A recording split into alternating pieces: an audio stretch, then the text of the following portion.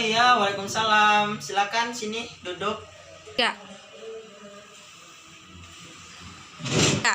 Oh, bentar ya, saya ambilkan minum sebentar. Mbaknya haus kan jalan-jalan? Iya, makasih ya, Mas. Tunggu ya. Ini Kak. Biasa Tripanca.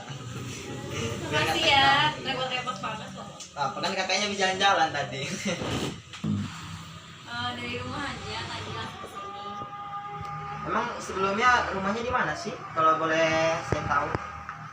Di Pesawaran, Mas. Seorang di mananya? Dekat itu Islamic Center Pesawaran. Gedung Tataan. Oh, Tataan yang Iya. masuk dari Tugu itu ke kiri itu bukan?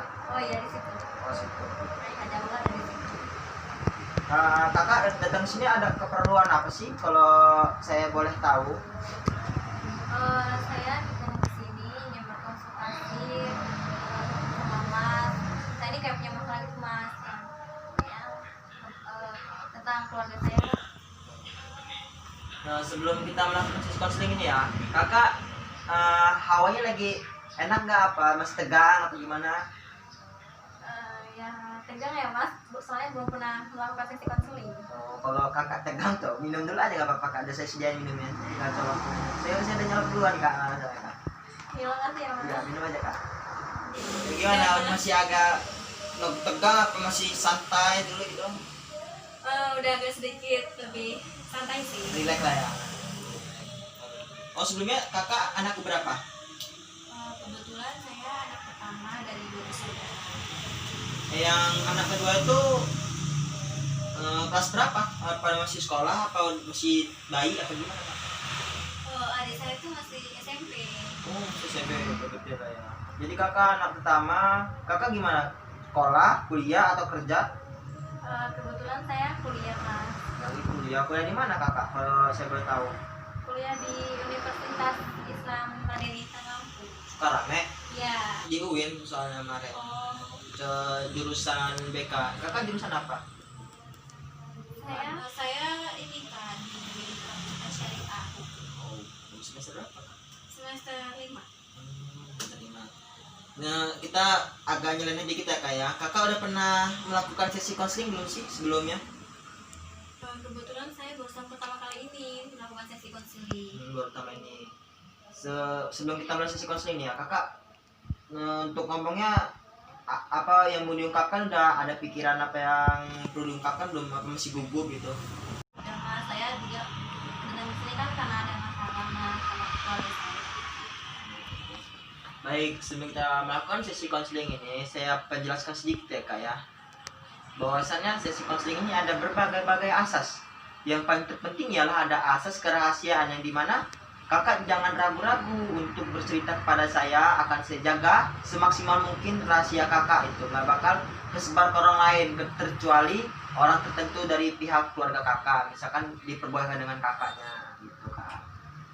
Baik, bisa dipahami? Saya paham. Jadi dia sesi konseling ini ada waktunya loh kak. Kalau boleh tahu berapa Mas waktunya? Waktunya itu paling maksimal itu ya 15 menit, yang paling ya ini 5 menit lah, tapi senyamannya kakak aja bagaimana. Misalkan kalau kakak udah mulai lega untuk masalah yang dipecahkan ya bisa diselesaikan gitu kak. Mas, saya paham kok. Baik. Sebelum kita masuk konseling ini, lebih baik kita berdoa dulu aja ya kak ya. Siapa tahu lebih dimudahkan oleh Allah Subhanahu wa taala. Iya. Nah, sebelum kita mulai sesi ini, lebih baik kita baca bismillah. Bismillahirrahmanirrahim. Ya Mas ya, masalahnya itu mama sama papa saya itu sering berantem. Dulu itu kan papa sama mama saya itu sempet pisah lah Mas gitu. Gak tau lah ya, saya lupa. Karena papa saya itu suka main perempuan Mas. Jadi waktu itu saya duduk di bangku SMP. Akhir-akhir itu waktu itu papa saya itu kalau pulang itu marah-marah terus Mas. Dan bapak saya tuh orangnya tuh emang dia tuh nggak kasar, nggak main tangan nggak, tapi omongannya Mas yang kasar. Terus masalahnya itu Mas berpengaruh banget lah sama kepribadian saya dan mental saya, karena masalah orang tua saya ini Mas yang suka berantem ini. Dan itu juga membuat saya tuh kayak uring-uringan, suka males sekolah, bolos sekolah, pikirannya juga kayak nggak tenang juga Mas. Jadi Papa dan mama Dinda ini sering bertengkar gitu ya. Terus kalau masalah kan papahnya Dinda ini nggak bermain tangan tuh kan, tapi cuman omongan kasar. Itu kalau boleh tahu omongan kasar tuh yang bagaimana ya kak ya? Contohnya aja sedikit biar saya bisa lebih paham gitu. Kayak ini lah mas, dari ngomong kasar kayak binatang itulah, kayak nggak pantas buat diucapin mas. Apalagi dilihat dari anak-anak ya Iya, karena kan itu kan kayak nggak baik juga kan mas, kayak ngomong kayak gitu di depan anak-anaknya. Terus kan permasalahannya yang kakak juga yang bagian bolos, yang nggak kurang belajar tuh kayak mana kak? Apa karena dikarenakan dari orang tua itu berkata kasar? Apa karena emang sering berantem itu kak?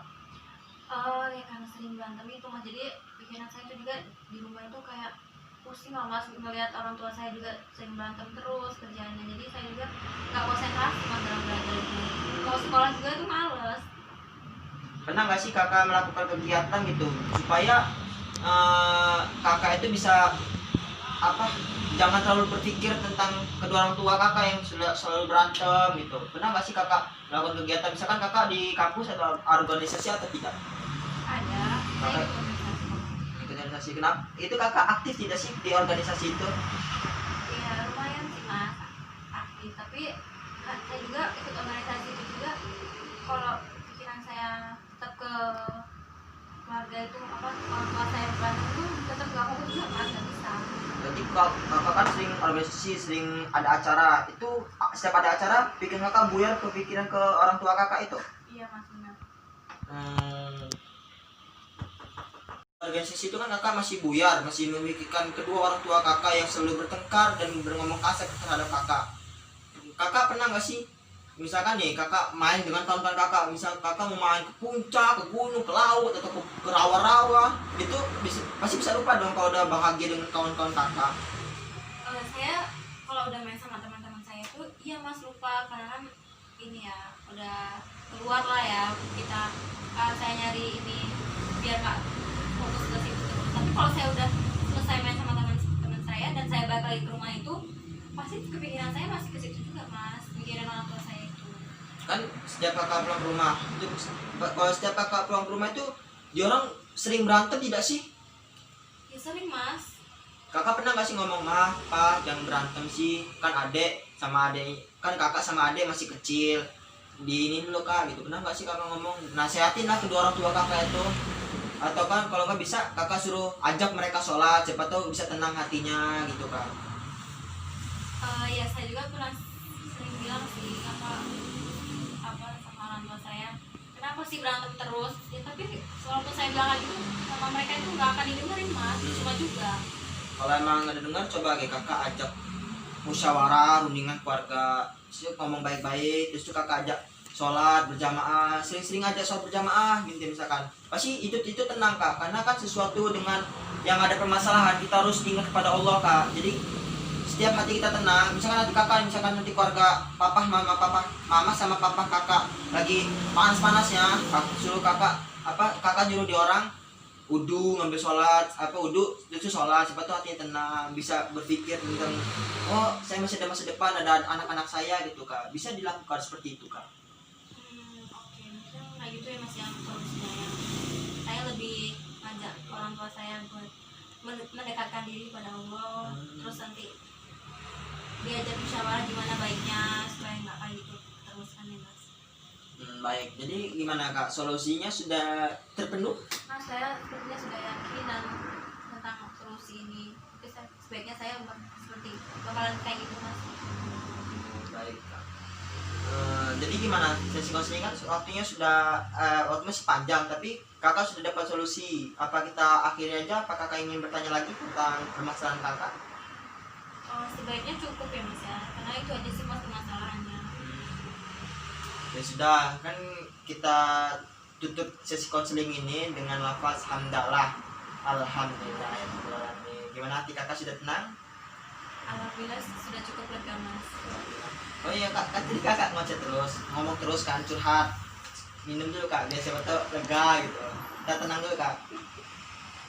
Ya, saya terima kasih banyak sudah Mas sudah mendengarkan cerita saya, permasalahan saya, dan sepertinya solusinya sudah cukup tepat ya Mas ya.